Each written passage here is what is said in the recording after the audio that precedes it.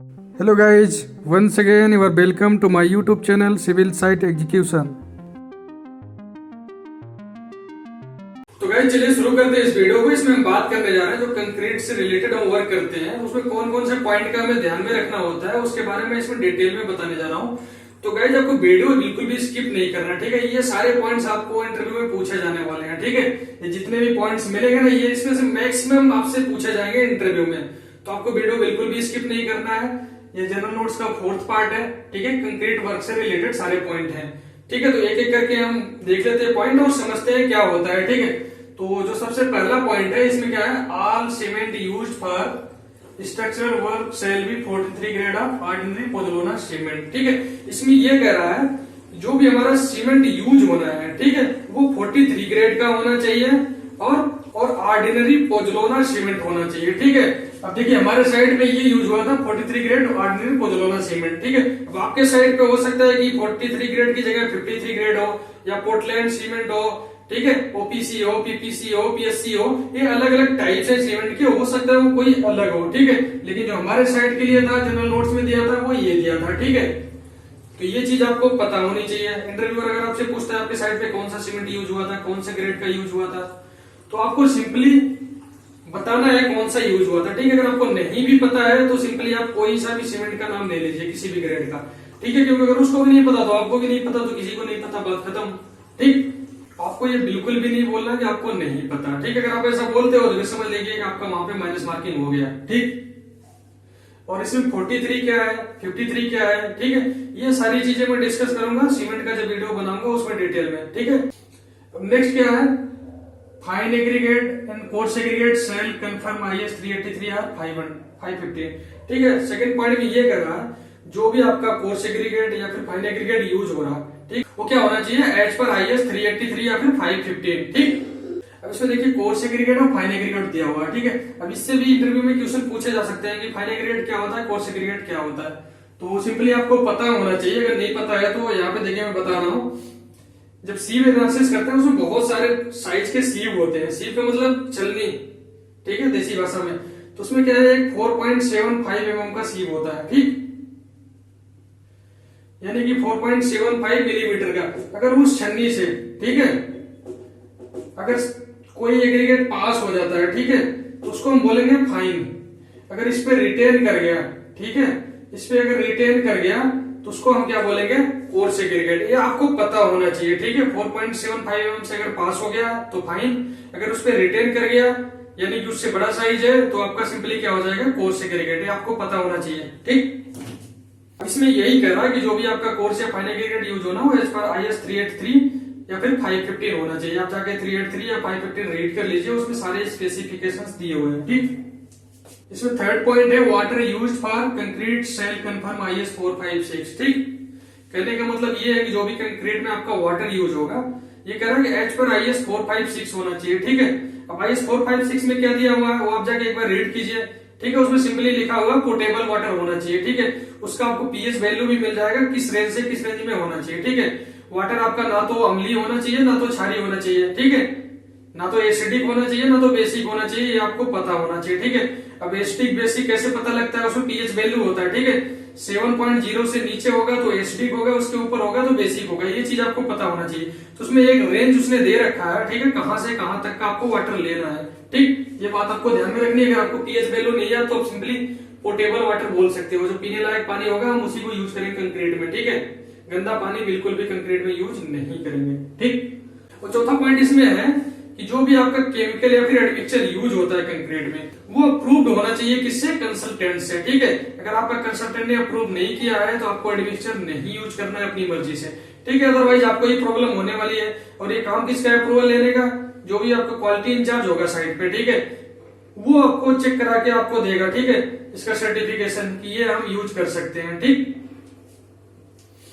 अब ये जो केमिकल है या एडमिक्सचर ये क्यों यूज किए जाते हैं, इसका जो मेन काम होता है या तो सेटिंग टाइम बढ़ाएगा या तो सेटिंग टाइम घटाएगा या तो वर्केबिलिटी बढ़ाएगा या घटाएगा, ठीक है, या तो वाटर कंटेंट उसमें कम करेगा या ज्यादा करेगा, ठीक है। ये बहुत सारे केमिकल्स आते हैं तो आपको कंसल्टेंट से अप्रूवल ले लेना है, उसके बाद यूज करना है, ठीक। ये पॉइंट हो गया क्लियर। इससे जो भी रिलेटेड क्वेश्चन बनते हैं वो भी आपका क्लियर हो गया, एडमिक्सचर का यूज क्या है, होता क्या है, ठीक। जो पांचवा पॉइंट है उसमें ये कह रहा है कि जो भी आपका स्ट्रक्चरल कंक्रीट है यूज होना है बीम में या स्लैब में, ठीक है, वो M25 ग्रेड का होना चाहिए। ठीक है, क्योंकि मेरी साइड पे M25 का ही हैवली कंक्रीटिंग थी, बाकी और भी ग्रेड थे M40, 60, ठीक है, 30, 35।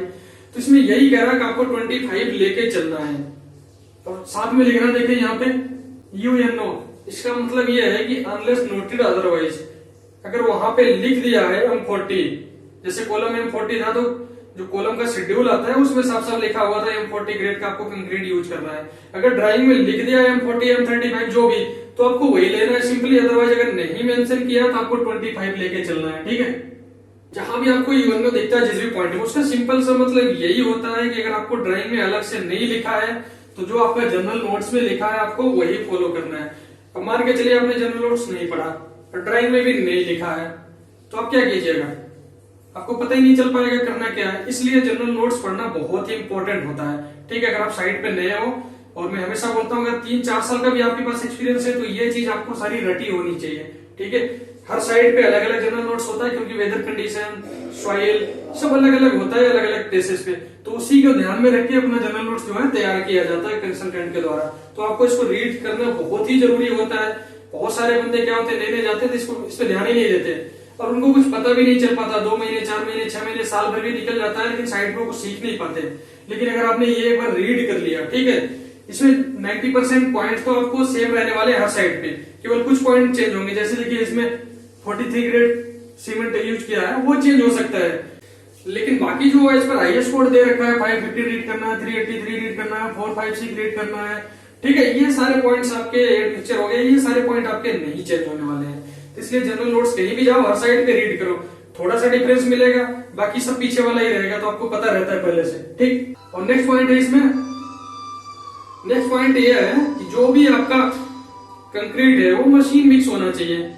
तो ये होता ही है, इसमें आपको कुछ करना नहीं है। जो भी आपका कंक्रीटिंग होगा उसमें क्या होगा, वो मशीन मिक्स ही होके आएगा। ठीक है, वो RMC होगा, ठीक है, प्लांट से मिक्स होके आएगा।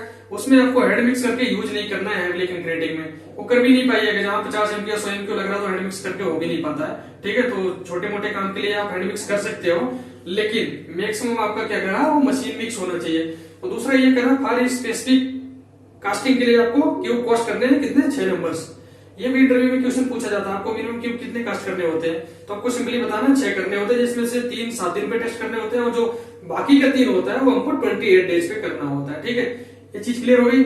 और इसमें ये करा, जो भी प्रोडक्शन, ट्रांसपोर्टेशन, कॉम्पेक्शन या फिर क्यूरिंग करनी है वो आपको एज पर IS 456 करना है। ठीक है, ये सारे स्पेसिफिकेशंस आपको कहां से मिल जाएंगे, IS 456 से मिल जाने हैं। ठीक है, तो आप उसको एक बार जाके रीड कीजिए, उसमें सारा प्रोसेस दिया है, सारे पॉइंट्स आपको वहां पे मिल जाने हैं। ठीक, और इसमें नेक्स्ट पॉइंट कह रहा है कि जो भी आपका कंक्रीट यूज होगा उसका जो अप्रूवल है डिजाइन मिक्स का, वो आपको कंसल्टेंट से ले लेना। ये भी काम किसका है, QC का है। जो भी QC इंजीनियर है उसका काम है कि वो आपको अप्रूव करा के दे साइड पे। ठीक है, और लेकिन साइट इंजीनियर को भी ये पता होना चाहिए, ठीक है, अप्रूव है नहीं है, क्या चीज अप्रूव है क्या नहीं है, उसमें डिजाइन मिक्स में कितना आपका सीमेंट यूज हो रहा है, कितना सैंड हो रहा है, कितना एक कोर्स एग्रीगेट हो रहा है, ये आपको पता होना चाहिए, जनरल नॉलेज है। ठीक है, क्योंकि इंटरव्यू में पूछा जाता है कितना सीमेंट था M25 में, आपको पता ही नहीं होगा तो आप बता नहीं पाएंगे। ये क्वेश्चन पूछा ही जाता है, मेरे से तो ऑलमोस्ट हर जगह ही पूछा जाता है M25 में कितना सीमेंट यूज करते हैं, तो आपको पता होना चाहिए। ठीक है, अप्रोक्स तो पता होना चाहिए। ठीक है, 350 है या फिर 360 है, 349 है, कितना है वो आपको पता होना चाहिए। ठीक है, आप एक रेंज लेके चलिए, आप उसमें से कुछ ही बोल दीजिए, सामने वालों को कोई फर्क नहीं पड़ने वाला। ठीक है, उसको पता है कि हाँ एक रेंज होती है, तो हो सकता है हमारे यार मिक्स में इतना आ रहा हो। स्पेसिफिक नहीं होता कि 360 ही होता है, ऐसा कुछ नहीं होता। ठीक है, डिजाइन मिक्स में। और नेक्स्ट पॉइंट में कह रहा है कि जो भी आपका RMC आता है, रेडी मिक्स कंक्रीट आता है, उसमें जो भी प्रोसीजर होते हैं, जहां पर आपका फॉर्मेशन हो रहा है, जहां पे आपका मिक्सिंग हो रहा है, ठीक है, वहां से आपको एक प्रोसीजर मिल जाता है कि आपको क्या क्या चीजों का फॉलो अप करना है। ठीक है, जैसे मान लीजिए कि उन्होंने दे दिया कि 3 घंटे के बाद कंक्रीट का स्ट्रेंथ खत्म, तो आपको 3 घंटे के बाद जो भी कंक्रीट आता है उसको यूज नहीं करना, उसको रिजेक्ट कर देना। तो ऐसे बहुत सारे स्पेसिफिकेशंस होते हैं। ठीक है, वो आपको पहले से पता होना चाहिए एज ए इंजीनियर। ठीक, और नेक्स्ट पॉइंट ये कह रहा, जो भी आपका स्ट्रक्चरल एलिमेंट है, चाहे वो रिटेनिंग वॉल हो, कॉलम हो, ठीक है, बीम हो, स्लैब हो, ठीक है, जो भी आपको कास्टिंग करनी है वो सब एयर टाइट होने चाहिए। एयर टाइट का मतलब क्या है, एयर टाइट का मतलब ये है कि आपका बिल्कुल भी लीकेज नहीं होना चाहिए शटरिंग में। ठीक है, अगर शटरिंग में लीकेज होगा तो उससे होगा क्या, थोड़ा सा दिमाग दौड़ाइए, उससे होगा ये कि आपका जो स्लरी है, सीमेंट और सैंड का घोल है, ठीक है, वो क्या होगा, बाहर निकलेगा लीकेज से। जहां से भी आपको होल मिलेगा, जहां से भी उसको होल मिलेगा वो वहां से बाहर हो जाएगा।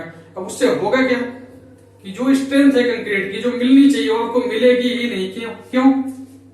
माना कि जो कोर्स एग्रीगेट है, ठीक है, 20 mm, जो मैक्सिमम स्ट्रेंथ आती है वो इसी से आते हैं, लेकिन इसको बाइंड करने के लिए क्या होता है, इसमें सीमेंट और फाइन एग्रीगेट। अगर ये बाहर हो गए तो ये किसी काम का नहीं रहा, ठीक है, क्योंकि मजबूती साथ से ही आती है, ठीक है। अगर साथ में जो मजबूती है वो अलग होने पे बिल्कुल भी नहीं आने वाली, ठीक है।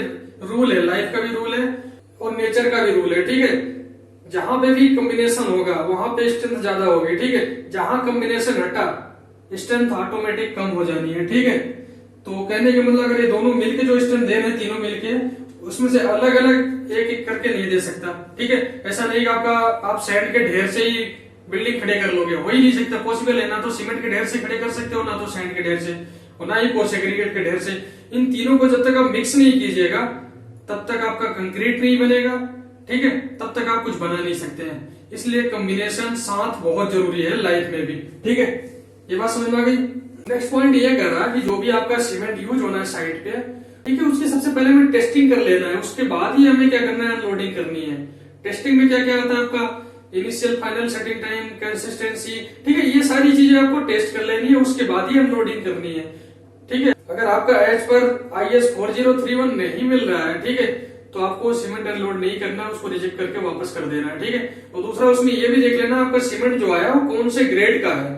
क्या जो ड्राइंग में दे रखा है, जैसे यहाँ पे दे रखा है 43 ग्रेड ऑर्डिनरी पोज़ोलाना सीमेंट, क्या वही सीमेंट है, कहीं OPC तो नहीं है, कहीं PPC या PSC तो नहीं है, कहीं वो 53 ग्रेड या फिर 33 ग्रेड का तो नहीं है। ये चीज आपको पहले चेक कर लेना है अनलोडिंग से पहले, उसके बाद ही आपको अनलोडिंग कराना है, ठीक। और नेक्स्ट पॉइंट ये कह रहा कि जो भी आपका एग्रीगेट है, कोर्स एग्रीगेट, ठीक है, वो ब्लैक हॉट होना चाहिए, स्ट्रॉन्ग होना चाहिए, ड्यूरेबल होना चाहिए, ठीक है, और इलोंगेटेड या फिर फ्लेकी नहीं होना चाहिए।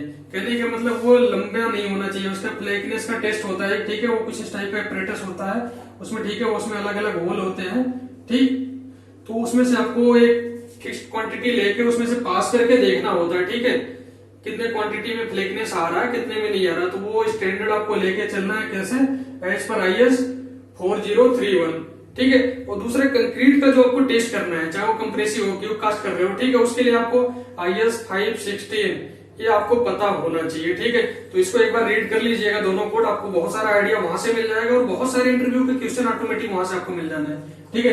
हालांकि मैं इसको कवर करूंगा आगे चल के, लेकिन अभी के लिए आप रीड कर लीजिएगा तो आपको आसानी हो जाएगी जब मैं समझाऊंगा, ठीक। और नेक्स्ट ये कह रहा कि जो भी हमारा कोर्स एग्रीगेट है वो 20 mm का होना चाहिए, ठीक है।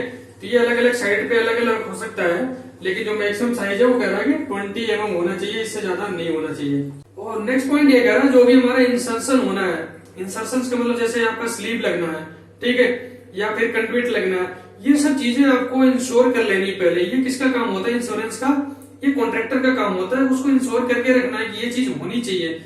और इंजीनियर का काम क्या है, इसको चेक करना, कंड्यूटिंग हो गई है नहीं हुई है, स्लीप पाइप के लिए पाइप उसमें लगा है कि नहीं लगा है, ठीक है, ये सारी चीजें आपको ध्यान में रखनी है, ठीक। अब इंटरव्यू में आपसे ये पूछा जा सकता है कि आपका स्लीप कितने डाया का था, ठीक है, 150 का था, 125 का था, 100 का था, कितने का था, ठीक है, ये आपको पता होना चाहिए। नहीं पता तब बता दीजिए, लेकिन अब फंसेंगे कहां, जब बोलेगा कंक्रीट के टॉप से कितने डेप्थ में उसको लगाए थे, ठीक है।